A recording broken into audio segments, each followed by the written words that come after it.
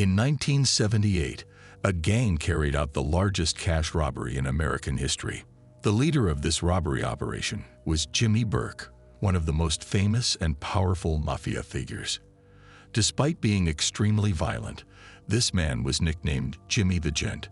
We will learn the secret behind this contradiction during the story. Jimmy formed a gang and led them to execute a massive robbery operation at New York Airport. The operation wasn't easy at all, and they faced many challenges during it.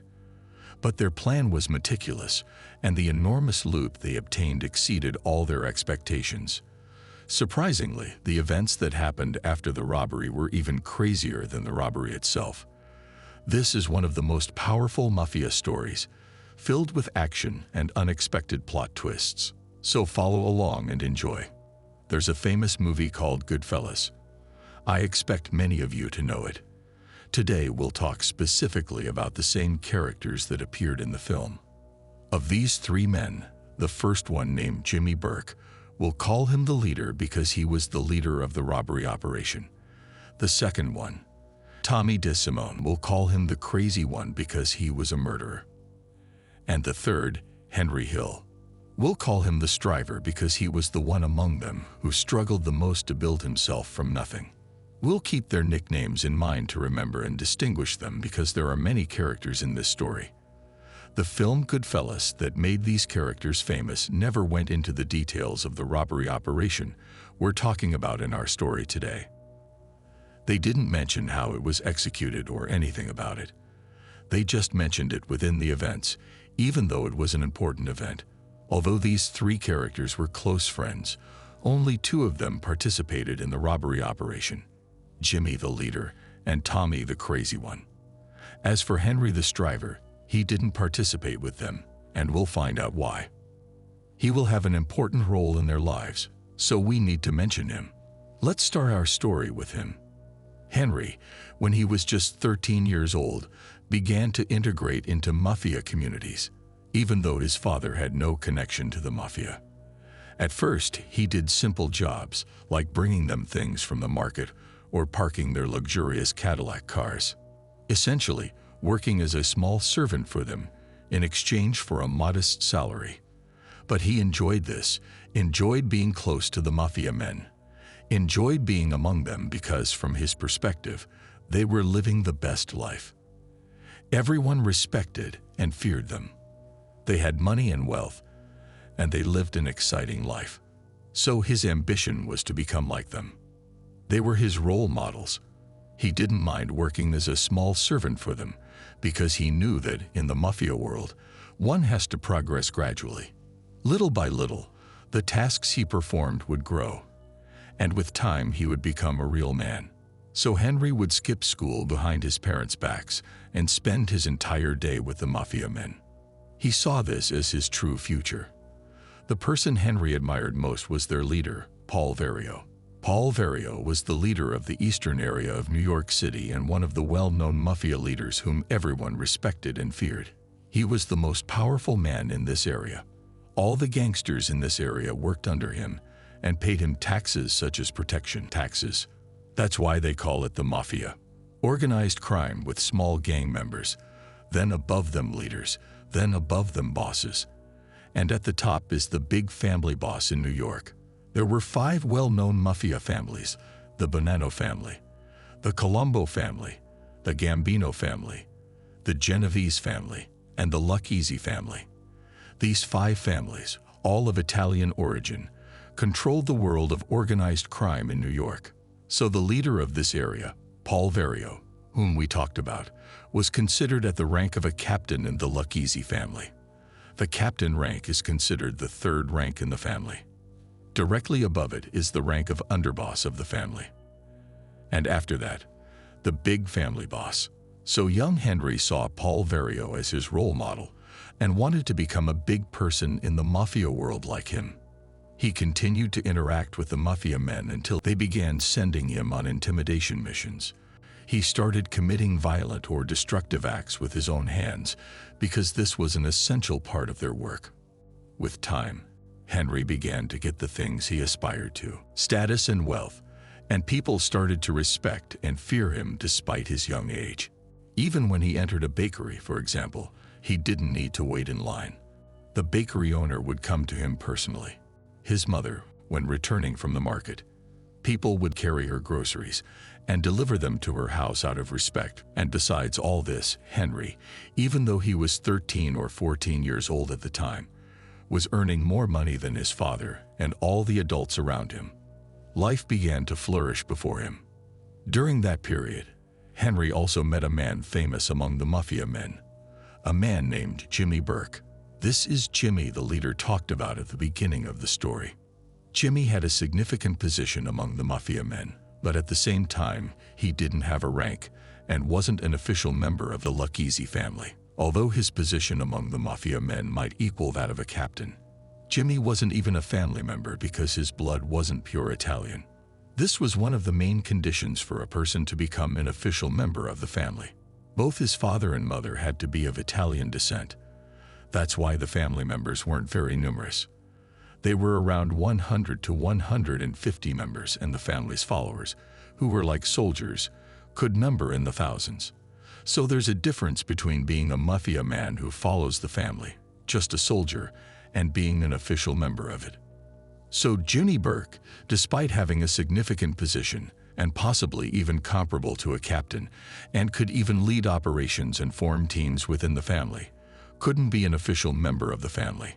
He would remain at the rank of associate because his blood wasn't pure Italian. Despite all this, he was considered a legend in the family, and everyone respected him.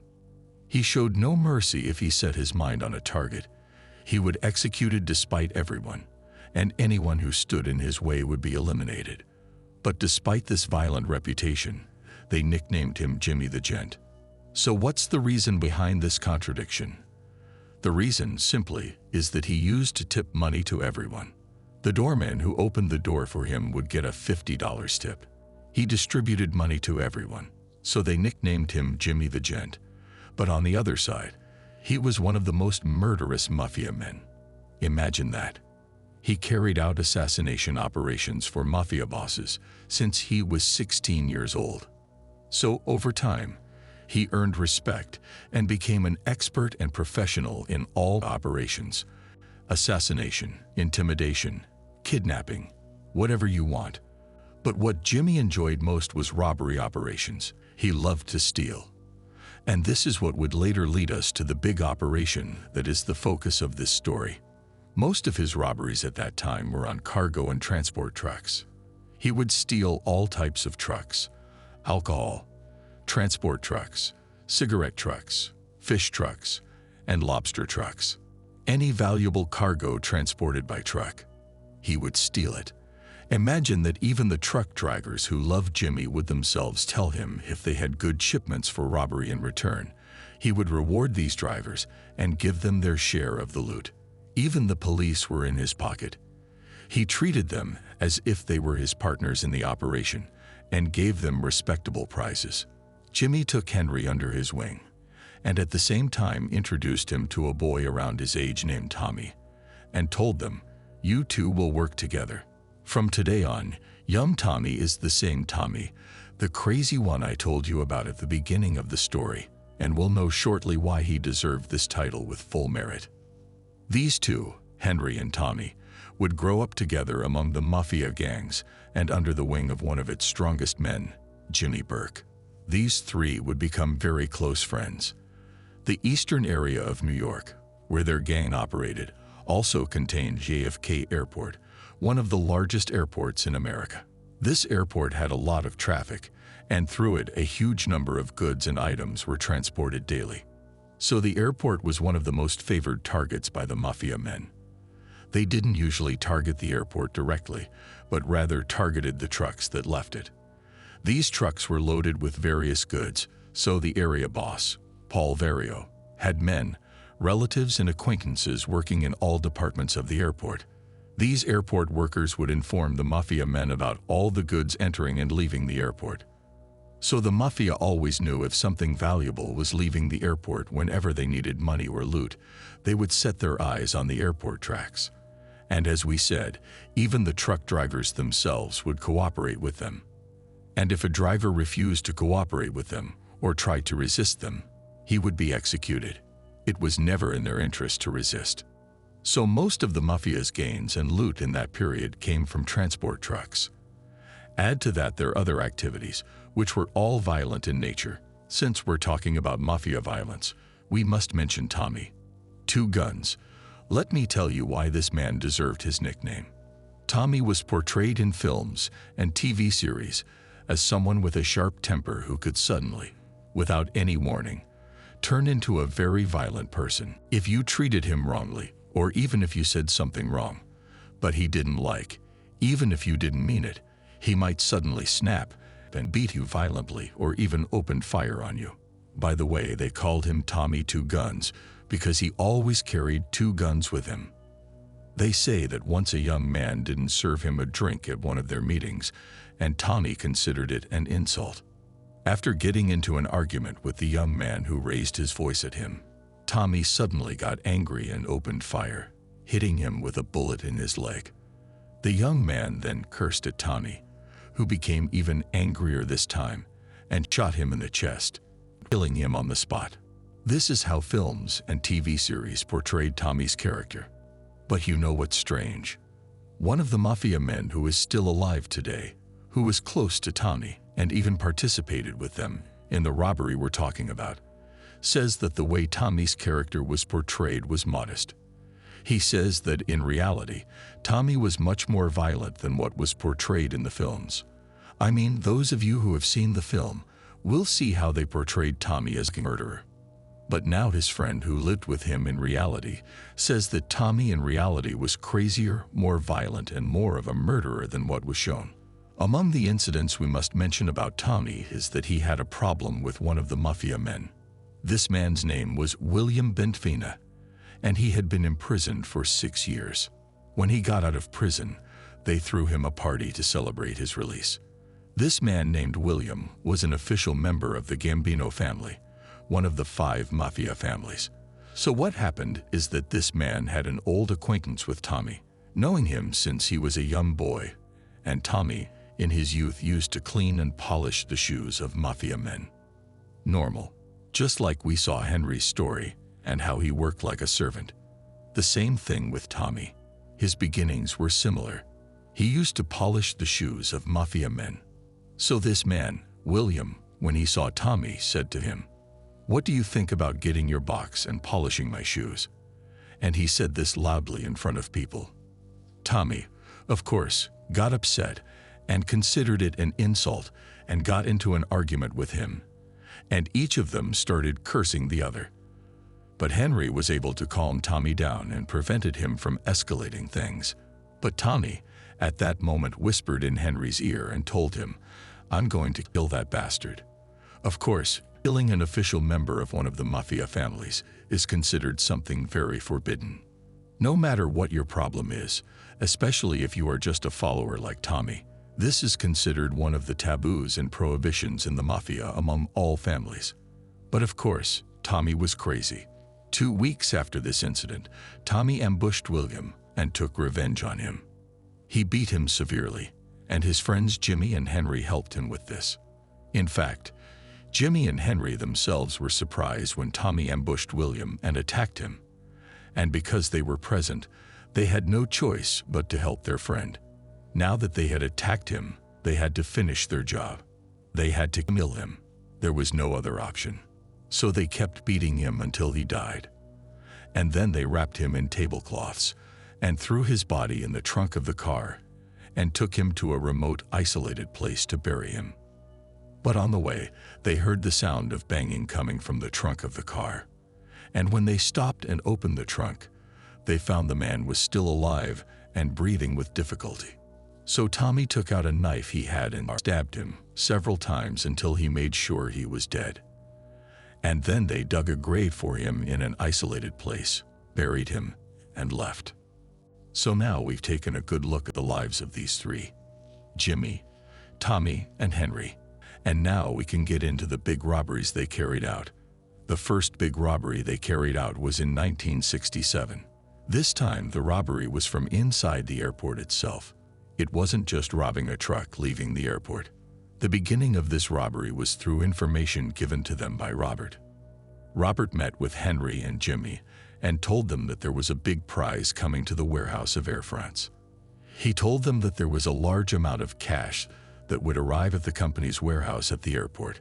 He told them that American tourists who go to France exchange their currency. They're exchanging their dollars for French francs. This cash comes through French Airlines to JFK Airport and is stored in the company's warehouse before being sent to banks. Robert told Henry and Jimmy that there was a large amount of dollars that will arrive in cash. And the amazing thing is that all of this cash is untraceable because it's random money coming from tourists, not coming out in bundles from a bank.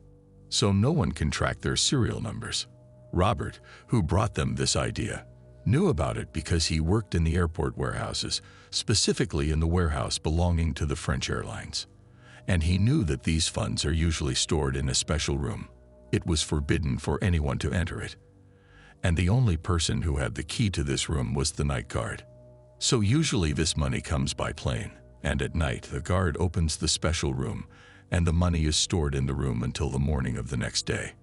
And in the morning, armored money transport trucks come with armed guards and take the money and deposit it in the bank. Even the Mafia weren't willing to try to rob the armored money transport trucks. So the best way for them to break into this special room in the warehouse where the money is stored at night before the armored trucks come in the morning. To do this, they will need the key to the room that the night guard has.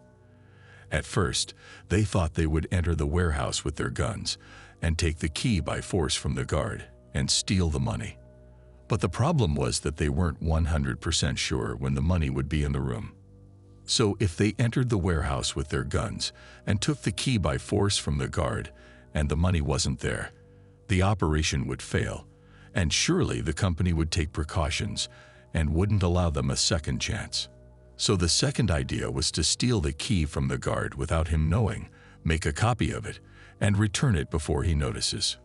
But the problem was that this guard always kept the key with him and never let it out of his sight. Their friend Robert, who worked in the warehouse, knew the guard and knew that he had a weakness, which was women. So they decided to use a prostitute and seduce him through her and set her up as bait and make him lose his guard. Robert invited the guard to a hotel, and they were able to use this woman to seduce him. Robert was able to take the key from his pants without him knowing. Quickly, they made a copy of the key and returned it to the pants before the guard noticed. And after it was done, the key was in their hands. Their friend Robert told them that on Friday, April 7th, 1967, a large shipment of money would arrive. So this would be the day of the operation. Indeed, Henry and Tommy went that day to the airport and entered the Air France company warehouse, and according to their friend Robert, who works in the warehouse, he told them that people come and enter the warehouse normally to look for their lost luggage and belongings. And he told them that the best time to come is half an hour before midnight because the guard takes a meal break at that time. So this was the plan. Henry and Tommy pretended to be regular travelers who had lost their luggage and were coming to look for them in the warehouse. The guard was indeed on a meal break at that time. The two of them entered the warehouse and were able to reach the money room and used the key to open the door and entered normally. No one confronted or objected to them. They found a pile of this money that was in bags. They were carrying a large handbag with them. So they put all the money in this bag and left. And in all simplicity, they didn't have to use guns or any kind of violence or intimidation. It was perhaps the easiest robbery they did in their lives. And the prize was worth about $500,000. By today's money value, it's approximately equal to $4 million. A very huge amount for a simple and quick robbery before Henry, Tommy, Jimmy, and Robert divided the money. The first thing they had to do was pay the tax to the area boss, Paul Vario. So they gave him 20% of the prize, just like that, without participating in the operation or planning it. But he allowed them to steal from the airport, so he had to take his share because that's how the Mafia works. So this was the first major robbery operation they carried out. More than 10 years passed, and many events occurred during this long period, such as some of them going to prison for a while. Jimmy and Henry and even the area boss, Paul Vario. All of them went to prison on a testimony against them. They couldn't get out of it or bribe the officials, so they were imprisoned. But even their life in prison was comfortable. Everything they needed was available. Anything they wanted was smuggled to them inside the prison without any problems. They spent a few years in prison because of this case. Among the things that also happened during these 10 years is that Henry got married and even had 2 daughters. Then he entered the cocaine and drug trade. Most of his income came from the drug trade. He was the biggest drug dealer among them. But by the way, the area boss, Paul Vario, was against the drug trade and prevented his men from entering it, not because he was an honorable person, but because he saw that the drug trade could lead them to trouble. Many bosses were brought down by the authorities because of their involvement in the drug trade. That's why he was against it. So when Henry entered the drug trade, he did it behind his boss's back. The boss didn't know about it. No one knew except his close friends, Jimmy and Tommy. So keep in mind now that Henry is already busy with the drug trade and focusing on it. This will play an important role at the end of the story. We've reached the year 1978, the year in which the great robbery will take place. The biggest cash robbery operation in American history at that time. Of course, bigger operations happened in the years that followed. But for that time, this was the biggest in American history. This robbery will also take place at the same airport, which is JFK Airport. But this time, it won't take place in the warehouse of the French Airlines, but in the warehouse of the German Airlines, Lufthansa. You might have come across this name before because it's one of the largest airline companies in the world. So the German Airlines, Lufthansa, being a large company and perhaps the largest airline in all of Europe, had an enormous warehouse at JFK Airport, and there was a lot of movement of goods passing through this warehouse. This man's name is Peter Greenwood, and he was one of the workers working in the Lufthansa company warehouse. So every day he would see the amount of goods passing through this warehouse, and some of these goods were valuable. Peter Greenwood began to think if it was possible to steal some of these valuable goods, and he spent months observing the movement of goods and how this warehouse was managed. And imagine that he remained from 1976 to 1978. He spent 2 years observing the movement of goods and how this warehouse is managed. He kept writing all the details as if he was doing a study about the place. He writes about the times when money and valuable goods usually arrive and how they manage them. What he was looking for most were security vulnerabilities. After this accurate study conducted by Peter Greenwood, he knew that the best time to rob the company's warehouse would be in December. December is the end of the year and the period of holidays and Christmas. So that's why it's the month with the most movement of goods, money, and jewelry. European banks used Lufthansa Airlines to transport millions of dollars that were traded in the currency exchange market by tourists in Europe and elsewhere, and also large quantities of gold and jewelry were transported by them. All this money and jewelry are supposed to arrive at the company's warehouse at the airport and then, as quickly as possible, be transferred to American banks. And the nice thing is that the location of the Lufthansa company warehouse at the airport is excellent. This is a map of JFK Airport, and the Lufthansa Airlines warehouse is located here in building number 261, which was at the edge of the airport boundaries. That is, a somewhat isolated building on the corner, so this might make it easier to rob. This warehouse building was huge and had 3 floors. The first and second floors were used for storing goods. As for the third floor, it was for administration. It had offices and a canteen room for workers. The most important room in the warehouse is the special room because all goods of high value, especially money, jewelry, and gold, are stored in this room until they are transported by armored trucks to banks. That's why this room had a special security system. They treated it like a bank vault. This special room was divided into 2 rooms. An outer room and an inner room. The inner room is the room where they keep valuable things, but to reach it, you have to pass through the outer room first. Both rooms had a metal door on them. The first thing you need to pass through is the door of the outer room. This door has two locks that you need to place both keys in and open at the same time. If you try to open one lock without the other, the alarm will go off immediately. Of course, this was a silent alarm, meaning the alarm would go directly to security and police forces at the airport without the intruder knowing that the alarm had been triggered. So the first step is that both locks must be opened together at the same time. Then, before opening the inner room door, you must close the outer room door first, and then go to the inner room door. The same thing applies to this door. It has two locks that must be opened at the same time. So you open both locks together, and then you can enter the inner room. There you will find the valuable items including money and jewelry. This was the security system protecting the valuable room, and all these door keys were held by just one man, who was the warehouse supervisor.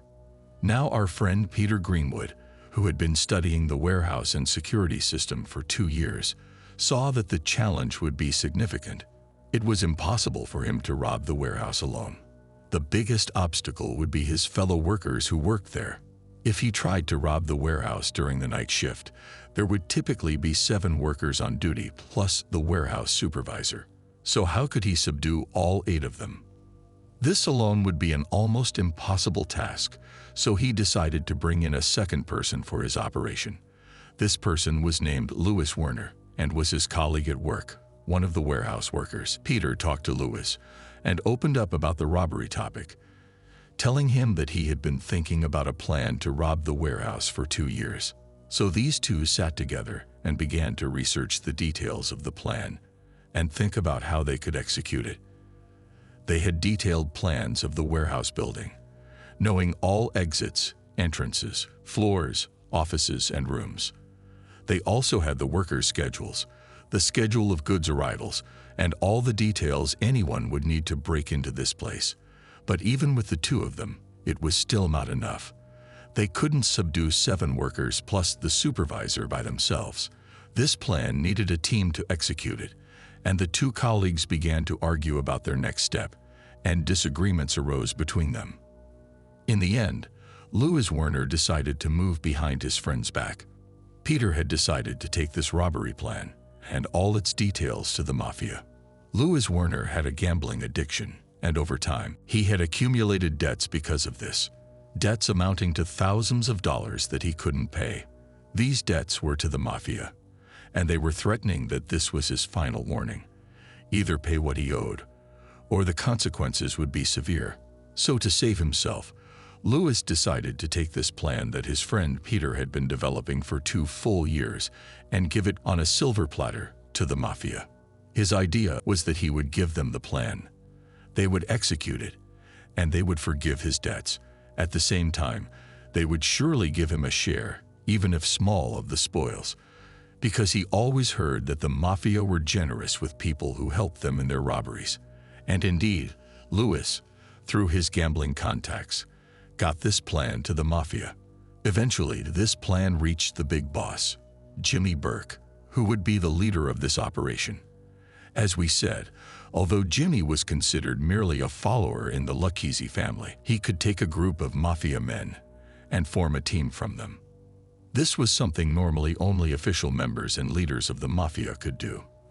But Jimmy was an exceptional case, and the team that Jimmy formed consisted of the 10 people you see before you.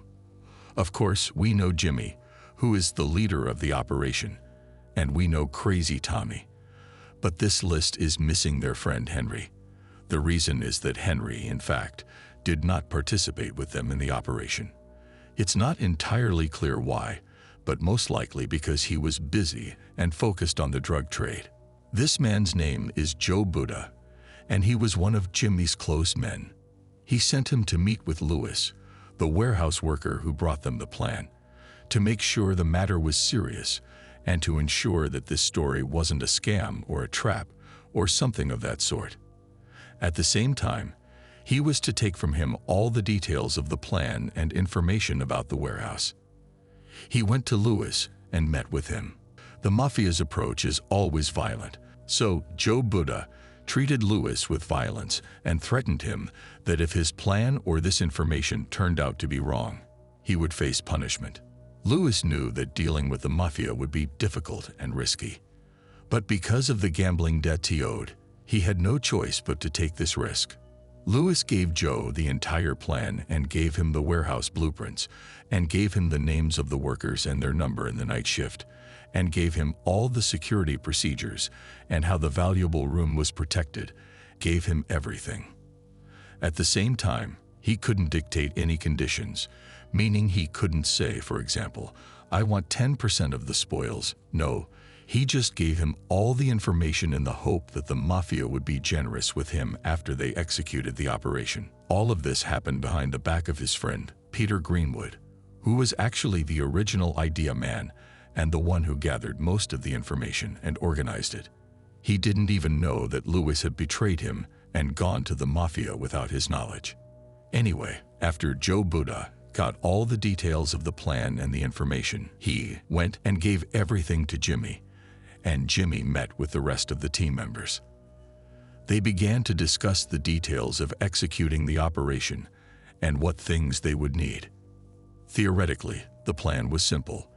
They would take a black van and arrive at the Lufthansa warehouse at the airport at 3 in the morning because this was the meal break time for the warehouse workers. They would go up to the dining room located on the 3rd floor. Then they would sit and eat. After that, 6 men would get out of the van, led by Tommy, and enter through the front door of the warehouse. 2 members of the gang would remain in the van and would then move immediately to the back of the warehouse because there was a loading gate there.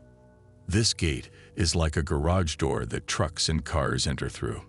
These 2 men would stay in the van and wait for a signal from the others who entered after control was established over the workers present inside the warehouse. All employees and warehouse workers were supposed to be in the dining room at that time except for one employee, who is the warehouse supervisor. The supervisor was supposed to be in his office according to the information they had. The supervisor had his keys to the valuable room, so they needed to find a way to lure him out of his office without arousing his suspicions, so that he wouldn't activate the silent alarm or call for help from the airport security police. This was the plan that Jimmy devised and was approved by the team and their inside man, Lewis Werner. He would give them a notification when the appropriate opportunity for the robbery came, meaning when the room was full of money and valuable items. His colleague, Peter Greenwood, who was the original mastermind of the robbery operation and who invested 2 years of his life to gather all these details, had no idea about the matter at all. He still thought that Lewis was taking his time and thinking about the best way to execute the plan. He didn't know that Lewis had actually moved and requested the Mafia's help. Behind his back, on December 8, 1978, Lewis knew that a large shipment of money would arrive at the warehouse. Millions of dollars would arrive via one of Lufthansa's planes. It would be transferred to the warehouse and stored in the valuable room. In cases like this, when a large money shipment arrives at the warehouse, the money transfer company is immediately notified to come with their armored trucks and take this money and deposit it in the banks as quickly as possible. This money shouldn't stay in the warehouse for a long period. They're supposed to take it on the same day.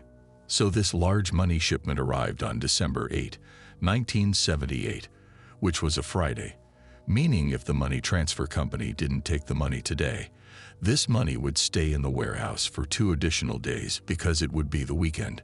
So the transfer company needed to come and take the money today, but there were procedures that had to be followed, and there were official papers that had to be processed. For the transfer company to come and take the money, what happened that day was that Lewis disrupted this process and delayed the procedures and papers and didn't let them go to the transfer company. So the transfer company didn't receive the news, and the warehouse was delayed in delivering the money. The banks at that time closed at 3 in the afternoon, so when the papers were delayed and the procedures were disrupted, the money wasn't delivered. The transfer company said they couldn't receive this money and transfer it today.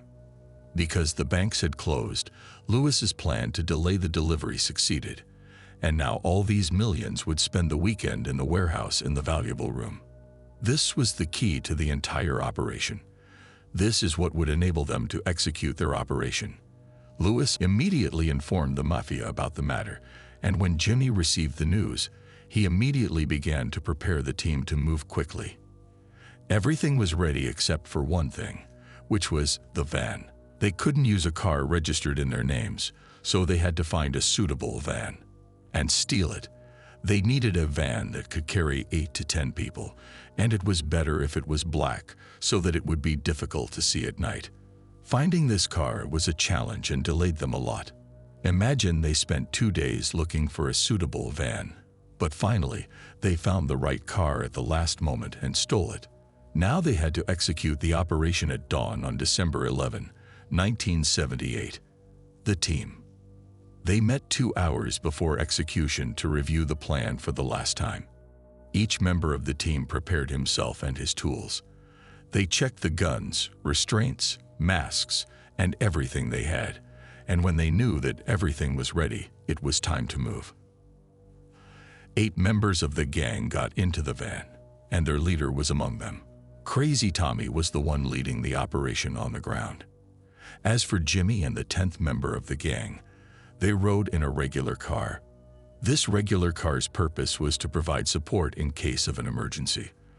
For example, if an alarm went off and security forces and police arrived, this car's mission was to delay them.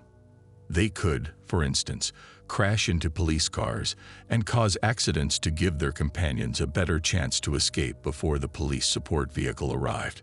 This car, in which Jimmy and the 10th gang member were sitting, stopped at a gas station near the warehouse. According to the plan, at 3 a.m., the van arrived at the warehouse building at the airport. This building, as we mentioned, was in a corner of the airport. In reality, accessing it was very easy because it was close to the main road, and there were no obstacles or barriers on the way to it. 6 gang members, led by Tommy, got out of the van and entered the warehouse building without anyone stopping them. As we mentioned, it was 3 a.m., the time for the warehouse workers' meal break, so the ground floor was empty. All workers were upstairs on the 3rd floor, where the dining room was. The gang members continued to penetrate the warehouse and reached the stairs, managing to climb to the 3rd floor. The workers at that time were sitting, eating, and not suspecting anything, just laughing with each other normally. Suddenly, the gang burst in with their weapons. At that moment, the workers were terrified. They hadn't expected a group of armed thieves to enter like this. The Mafia's way of dealing was always violent. They threw the workers to the ground, brandished weapons in their faces, and began threatening them. The workers were extremely frightened. Crazy Tommy, in particular, being the group leader, made things worse because he would kill you in the blink of an eye if you made a move or said something he didn't like. This was according to the testimony of his colleague, who was one of the team members with him in the operation, a man named Gary Valenti. Tommy was two-gun Tommy, always carried 2 pistols. If anybody's seen that movie, Goodfellas, he was an angel in that movie compared to what his real life was about. So the situation was very frightening for the workers. It was a surprise they had never imagined or prepared for. Tommy began verifying all the workers based on the information they had that there should be 7 workers, and they even had a list of the workers' names. To confirm their identities, they asked them to surrender their wallets and check their IDs. Tommy even threatened them, saying, "Now we know your names, your identities, and where you live. We can reach you and your families anytime we want. So don't any of you think about being a hero or doing something we don't like. All you have to do is follow our orders, and none of you will be harmed." By the way, the Mafia always uses this type of threat. They threaten a person with their family, and this was very effective in forcing their victims to submit to them. Tommy reviewed the list of worker names he had. There were supposed to be 7 workers, but the workers in the break room or dining room were only 5. So 2 workers were not present at that time. The 2 who remained in the van from the gang outside drove the van to the back area of the warehouse. The 6 who got out first entered through the front door. As for these 2 remaining ones with the van, they went to the back gate of the warehouse. This back area overlooked the airport runway, so there was a metal security gate preventing them from reaching the back area. But one of them got out and cut the lock on the gate, and they entered with their car normally and reached the back of the warehouse. In this area was the loading gate. This gate was like a garage door and was used for trucks and vehicles loaded with goods and shipments to enter and exit. When these two men reached the back gate with the van, they stayed in place waiting for a signal from the team inside that things were under control so they could open the gate and bring the van into the warehouse. But time passed, and these two gang members began to worry when the signal from inside was delayed. They had expected their companions would quickly gain control of the situation and open the loading gate. With each passing minute, they became more tense because they were standing in an exposed place where airport security might see them. This airport operates 24 hours. Movement doesn't stop there day or night, and there's a large number of security personnel and police always present at the airport, some of whom even patrol different areas of the airport. So now these two gang members were sitting in the van wearing their masks, and if the police or anyone else passed by, they might see them, and their appearance would raise suspicions. So to reduce suspicion, they decided to remove their masks. About half an hour passed from the start of the operation, and suddenly, while they were waiting in the van, what they feared happened. Another truck came to the same spot where they were parked at the back gate. This truck was driven by one of the missing warehouse workers whom the gang members inside were looking for. This worker had gone out to deliver shipments from the Lufthansa warehouse to other warehouses at the airport. On his way back to the Lufthansa warehouse, he saw the van parked in front of the back loading gate. He got out of his truck to see what was happening. He thought a new shipment had arrived and that those inside the van were delivering this new shipment to the warehouse. But when the worker approached the van and saw the faces of these two gang members, he sensed something was wrong. He got scared and decided to run away. The two gang members immediately got out of the van and began chasing him. Unfortunately, the worker couldn't get far quickly. They caught up with him, and one of them even hit him on the head with a gun and knocked him to the ground. Then they raised their guns to his face and threatened him, saying, "Don't move, or you'll bring harm to yourself." The worker immediately surrendered, raised his hands, and they took him to the van, tied his hands, and threw him in the back compartment. So this was the sixth worker. Only one of the 7 workers remained unaccounted for. This 7th worker was actually inside the warehouse, finishing up some matters. When the 2 gang members caught the 6th worker just now, the worker screamed when he was hit on the head with the gun. The 7th worker, who was inside the warehouse, heard the sound and came out of the warehouse to see what was happening. When he opened the outer door, he found one of the 2 gang members in front of him. The gang member raised the gun to his face and said, "Walk." He took him to the van as well, tied him up, and threw him in the compartment with his colleague. This last worker in particular was very cooperative, but was also afraid because the gang members' faces were exposed to them. He feared that the gang members would have to eliminate them, so they couldn't testify against them. But fortunately for the workers, the Mafia actually isn't afraid of revealing their faces. They know they can reach anyone anywhere and can also reach their families. This was like a guarantee that none of them would testify or speak against them, so they didn't need to eliminate anyone. Shortly after, Joe Buddha came out to check on things. Joe Buddha was part of the first team who entered the warehouse with Tommy. When he met his companions outside, he told them there was a problem with 2 workers they couldn't find. They told him to check inside the van. When he looked, he found the 2 missing workers tied up inside the van. Then they quickly went and opened the large loading gate, which was like a garage door. They drove the van through this gate into the warehouse. As for the workers they had caught outside, they'd brought them in as well and took them to their colleagues upstairs in the dining room and threw them on the floor. So now all 7 warehouse workers were present in the dining room, tied up, none missing, and none able to move. The only person in the warehouse who wasn't in the gang's hands was the warehouse supervisor. According to their information, he was supposed to be in his office, and he was the only person who had the keys to the valuable room. Now the next step was to lure the supervisor without him sensing anything. The supervisor had a button in his office. This button would trigger a silent alarm that would immediately alert the police and airport security. So they couldn't storm into his office and threaten him with weapons because he might press the button in an instant and ruin their entire plan. They had to be careful with him. The way they had planned to lure him was to have one of the workers call him and ask him to come for some reason. The crazy one grabbed the highest-ranking worker and forced him to take the phone and call the supervisor to tell him they needed him urgently. Tommy threatened this worker and told him that if there was any mistake, or if he tried to warn the supervisor, they would all die.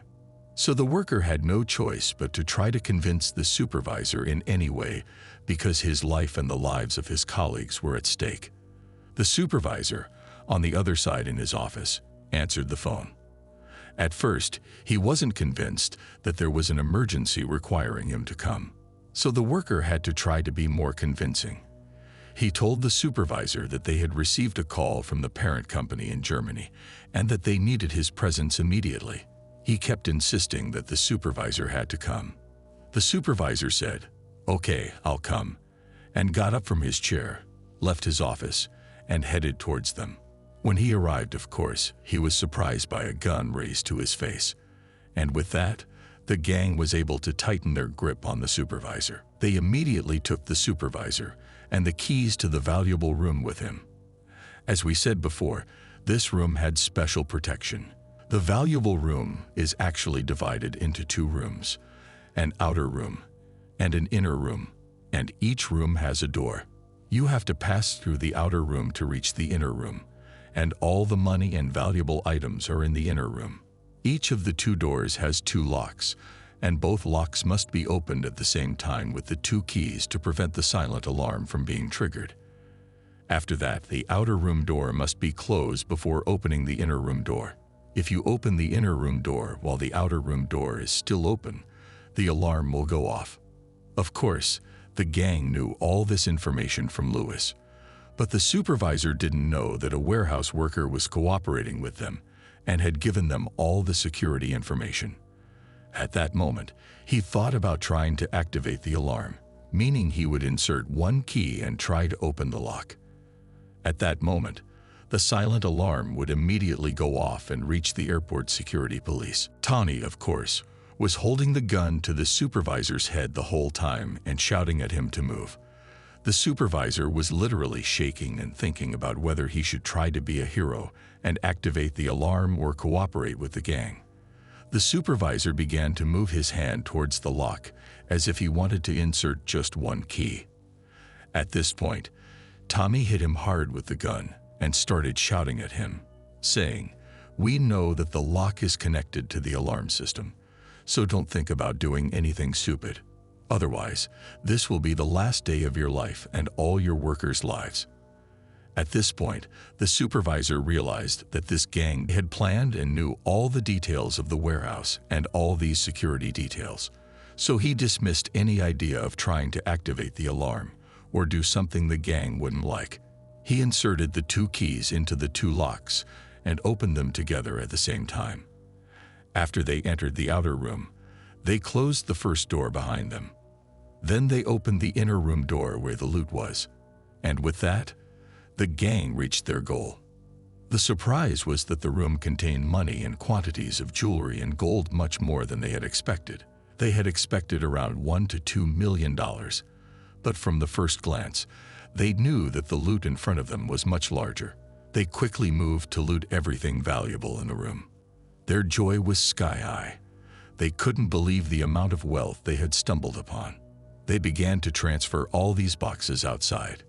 Even the jewelry they found was much more than they had expected: watches, diamonds, and drawers of various types of jewelry. After they took everything valuable from the room, it was time to escape. First, they returned the supervisor to the dining room with the workers. They made sure they were all tied up and their bindings were secure. Then they put all the boxes and all the loot in the van's trunk. They all got into the van, left the warehouse, left the airport, and reached the support car, the car in which their leader Jimmy and the 10th member of the gang were sitting. They informed Jimmy that everything was fine and that the operation was excellent. Immediately after, they all moved and headed to one of their houses and unloaded the loot there. At the same time, the warehouse workers were able to free themselves and contacted the airport security police and informed them of what had happened. The news quickly spread that Lufthansa had been hit hard. When the police and investigators arrived, they immediately knew from the details they got from the workers that this operation was the work of the Mafia. Actually, no gang would dare to hit JFK Airport unless they were from the Mafia, because the Mafia controlled that area. Jimmy and his companions began opening the boxes and discovering the size of the loot they had landed. The loot was actually much larger than anything they could have dreamed of. It exceeded all their expectations, so their joy was indescribable. With each bundle of money they counted, before the operation, they had imagined that the largest amount they could reach, if they were lucky, would be around $2 million. But when they started counting, $5 million in untraceable cash, plus jewelry valued at $1 million. In total, the loot reached a value of $6 million. And of course, I don't need to remind you that this was in 1978. That means if we calculate it in today's money value, it's approximately worth about $30 million. That's why this operation is considered, in its time, the biggest robbery in American history. Later, there were bigger robberies, but it still remains, to this day, one of the biggest. Now, after they got their loot, the next step was to get rid of the van. Jimmy assigned this task to a man named Edward Stokes. He was a thief and had a criminal record. He was black, and the Mafia rarely dealt with black people. They always kept the business between themselves, but this Stokes was a singer who sang in the bar where they usually gathered, and a friendship developed between them. Stokes was actually the one who got them the van and stole it. So Jimmy also tasked him with disposing of it. Stokes was supposed to take the van to a scrapyard, burn it, and destroy it. But this Stokes was always on drugs.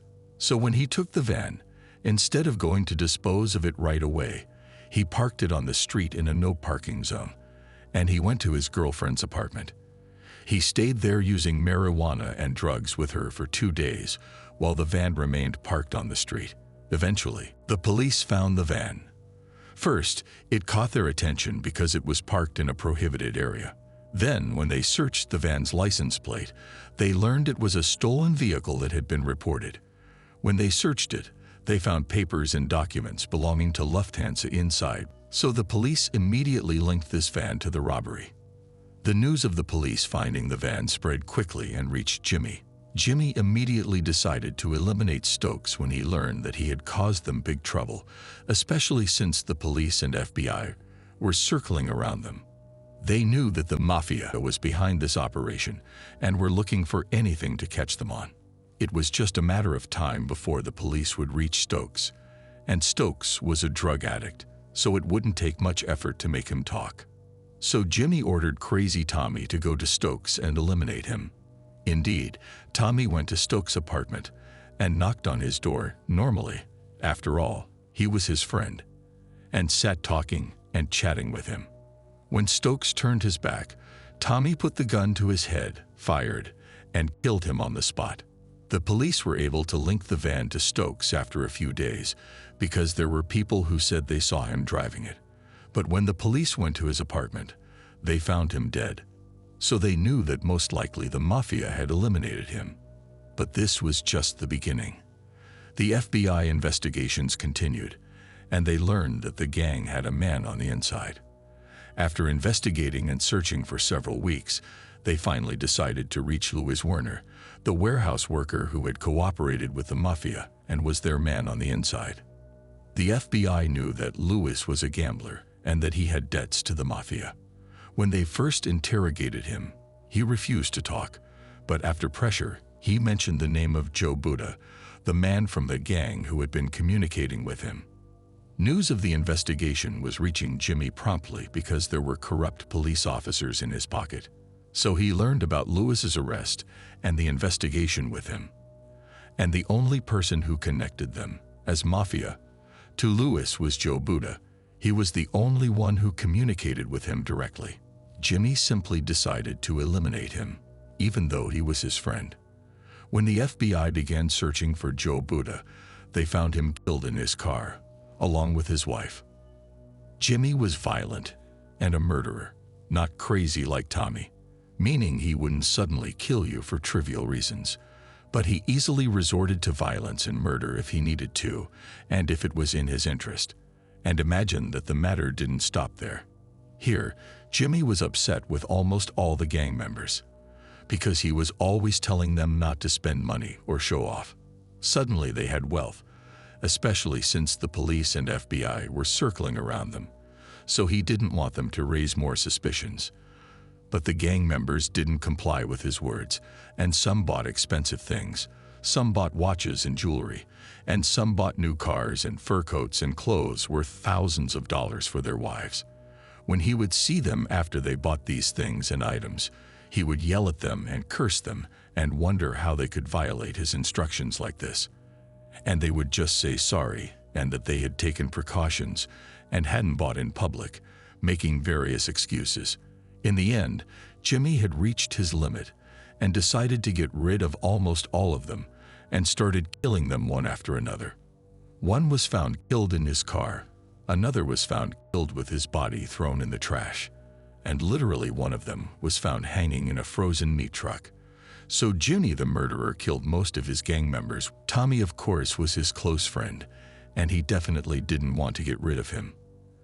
As for the other two, Vincent Asaro and Gary Valenti, they were actually cousins and belonged to another Mafia family, the Bonanno family, and Vincent Asaro was an official member of the Bonanno family, and not just a member. He was even of captain rank. So this is probably what prevented Jimmy from approaching them. As for the remaining 6 gang members, Jimmy got rid of them. And by the way, these 6 weren't the only ones who were killed because of this operation. There were people connected to this theft who were also eliminated, like Stacks, who was supposed to get rid of the van. And besides Stacks, FBI investigations estimated that 15 to 20 people died because of this operation. Some had direct connections to the gang, and some had connections from afar. And of course, the main mastermind behind most of these killing and assassination operations was Jimmy Burke. So this madman did something no one had done before him, and getting rid of all these people was also beneficial to Jimmy in more than one way. The first aspect, of course, is that he cut the threads that might lead the FBI to him.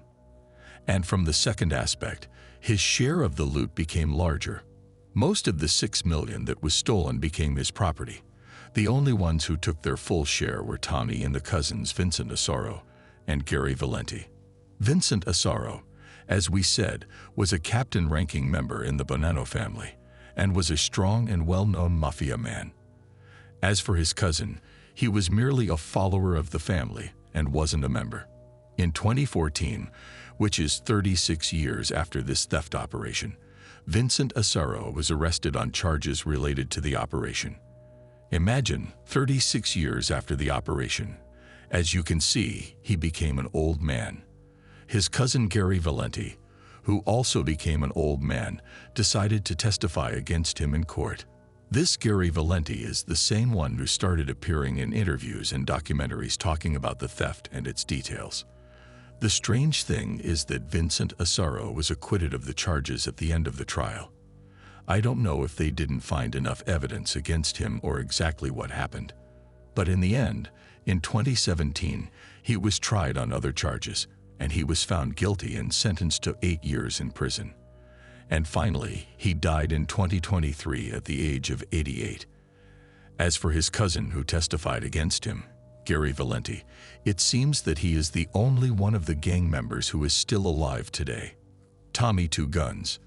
After the theft operation, a decision was made by the Lucchese family that he would be promoted to an official member of the family. Tommy had pure Italian blood, so he could become a member of the family, unlike Jimmy.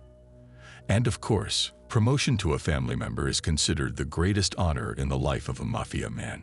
So 2 members of the Lucchese family came to take him to the initiation ceremony. One of these 2 men was named Peter Vario, and he was the son of the area boss Paul Vario.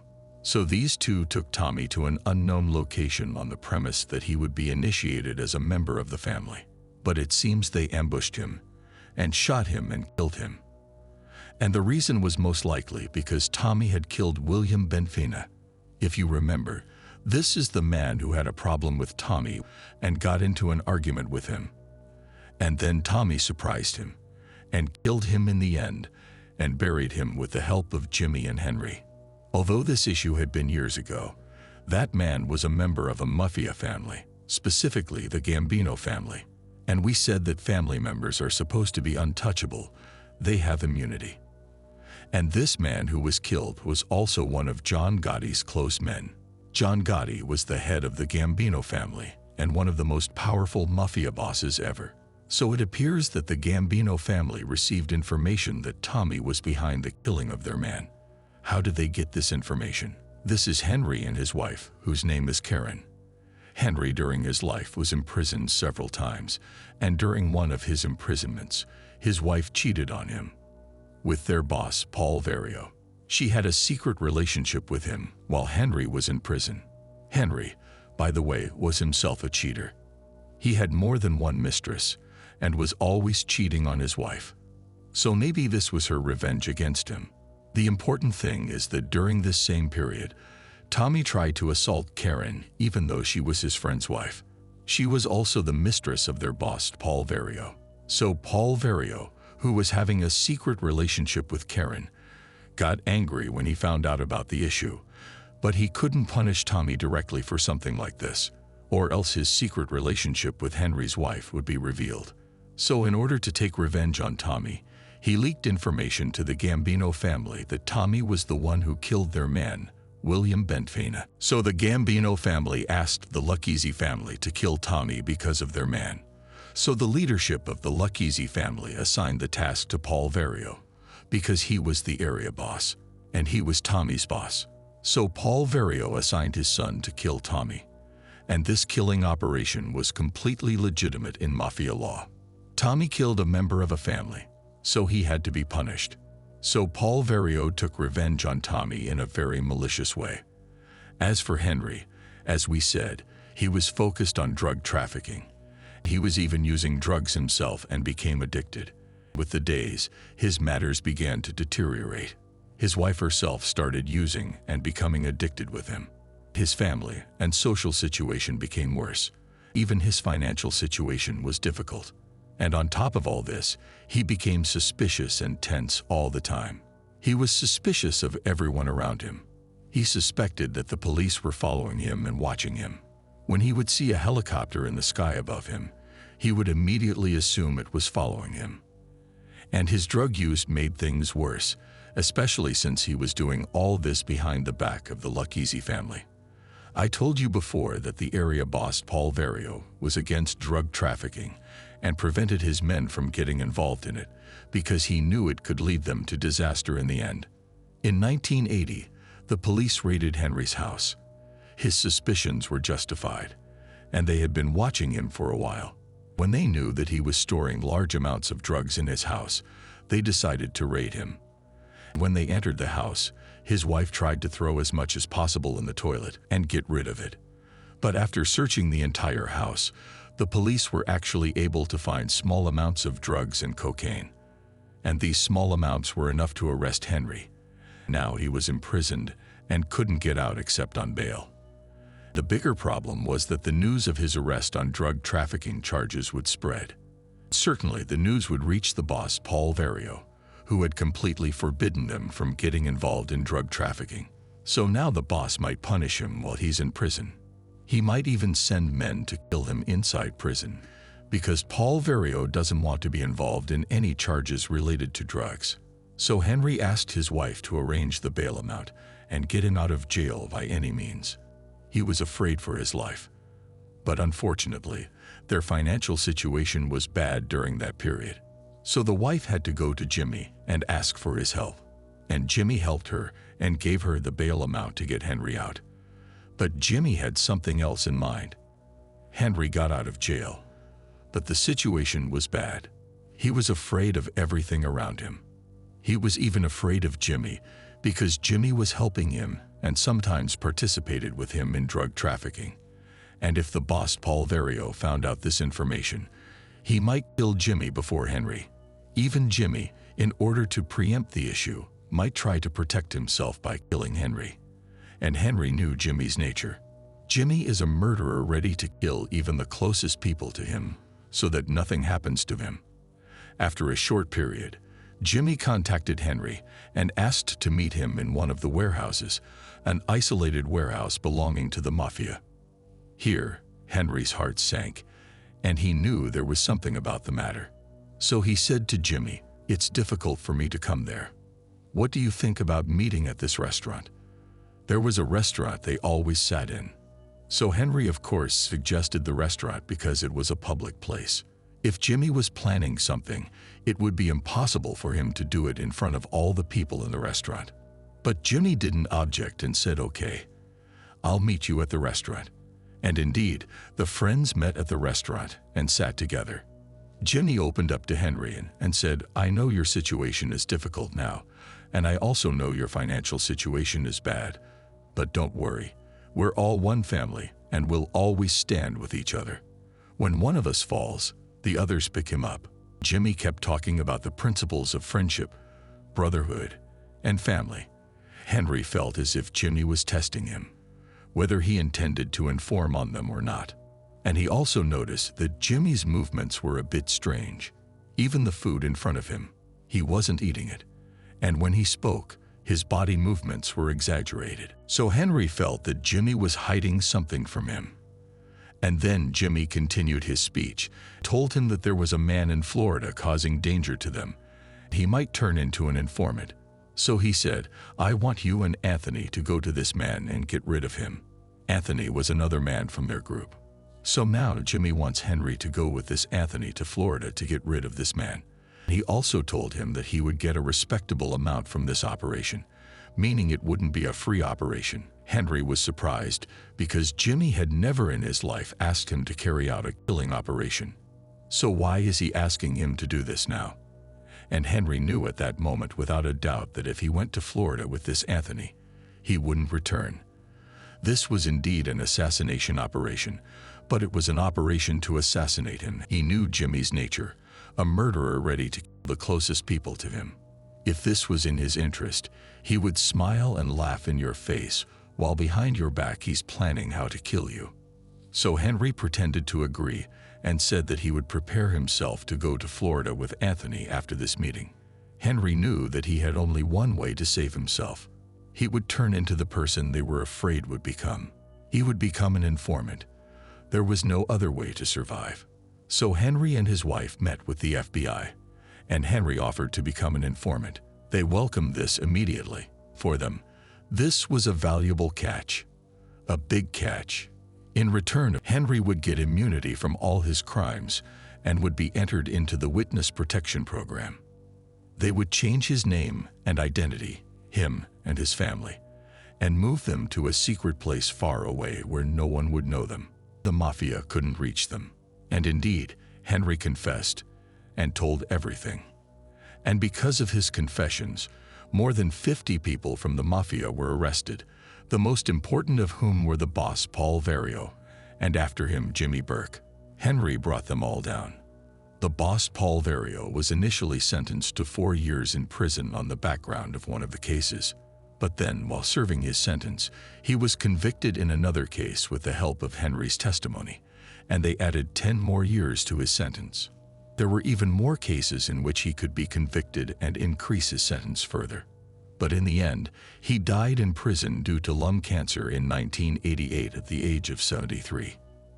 As for Jimmy Burke, he was also sentenced in a side case, a case concerning illegal betting, and was sentenced to 12 years in prison. But after a period, he was convicted of one of the many murder crimes he was behind. And on the background of this crime, he was sentenced to life. And like his boss Paul Vario, he was afflicted with cancer and died in prison in 1996 at the age of 64. As for Henry Hill, he was the only one who came out unscathed from this battle and remained in the witness protection program until the end of the 80s. and in 1990, he was divorced from his wife after 23 years of marriage. During these years, books were written about Henry and films were made about his life, the most famous of which is the film Goodfellas, which summarizes almost his entire life. And he also appeared in several interviews and in several documentaries and talked about all these details. He was the main source for most of the events we mentioned in the story. In the end, Henry also followed his friends and died in 2012 at the age of 69. I hope you liked the story.